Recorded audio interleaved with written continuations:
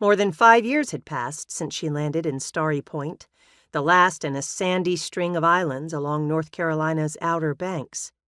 At the time, it seemed an unlikely place for a Chicago girl to end up, a small spit of land tethered to the world by a series of narrow, sand-swept bridges.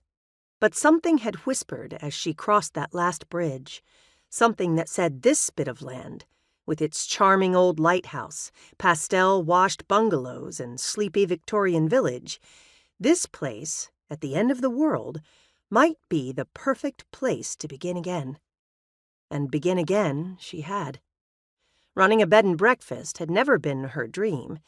In fact, until she laid eyes on the cloister, the idea had never crossed her mind.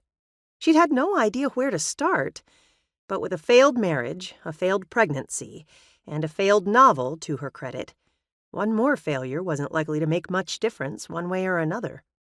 She liked to pretend it was the view that captured her heart. Powder-white dunes and teal-blue seas, Starry Point light standing tall and formidable in the distance.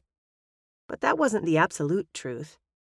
Those things kept her guest register full during the season, but for Lane, the cloister's appeal had to do with its twin Romanesque towers and rough-faced gray stone, wholly unexpected and starkly at odds with Starry Point's wooden shingles and white picket fences. "I'm all wrong," it seemed to say. "I don't belong here." Yet here it stood, proud, indomitable, a survivor. And now it belonged to her. For the first time in years, perhaps in her life, she was in charge of her own life, with no one peering over her shoulder, ready to pounce on her slightest mistake. And if running it took most of her waking hours, so what? For now, that was enough.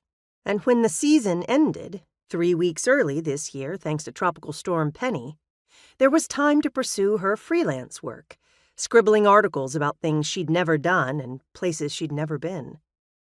Lane's teacup came down with a clatter as a fresh gust of wind slapped at the windows, rattling the old panes in their frames. Everyone said that waiting was the worst. Everyone was right. Snapping off the lamp, she rose from her desk and headed downstairs. In the kitchen, she rinsed her cup and saucer, then decided to make one last round to check the locks. She had already checked once, right after the Burtons went up for the night, but these days it didn't pay to take chances. As if a late-season storm weren't excitement enough for one small town, a recent rash of break-ins on the normally sleepy island had the good people of Starry Point bolting their doors and demanding answers. 9 break-ins reported so far, all petty and all unsolved. But in a town where sand sculpture contests and chowder cook-offs qualified as excitement, they might as well have been armed home invasions. And now, with her last guests fleeing inland tomorrow morning, she would soon find herself alone for the entire winter.